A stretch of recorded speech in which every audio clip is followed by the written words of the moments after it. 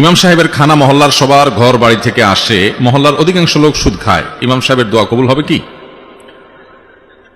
ভাই, ইমাম সাহেব ওয়াজ করেন, হারাম খোরের দোয়া কবুল হয় না, এবার ইমাম সাহেবই ধরে বসছেন আপনারা যে সেই যদি হারাম খায় তার দোয়া কবুল হবে কিনা। দরকারি প্রশ্ন ভাই। ইমাম সাহেব বা উলামায়ে কেরাম এর কর্তব্য হলো তারা মানুষকে হারাম থেকে বিরত থাকার নির্দেশ শুধু দিবে তা নয়, তারা হারামকে সর্বতভাবে বর্জন করবেন। এবং সেজন্য মসজিদের বিভিন্ন বাসাবাড়ি থেকে যদি খাবার আসে, ইমাম সাহেব তিনি যথাসম্ভব জানার চেষ্টা করবেন তাদের উপার্জন কি, এবং হারাম হলে সেই খানা বর্জন করবেন বিনয়ের সাথে, কৌশলে, যেভাবে পারেন। আর তার চেয়ে আগের কর্তব্য মসজিদ কর্তৃপক্ষের যে তাদের ইমাম সাহেবের দোয়াটা অন্তত কবুল হোক।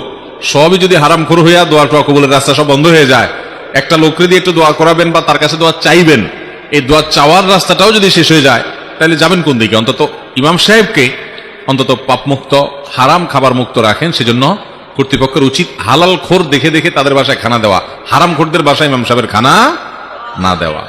মুশকিল হলো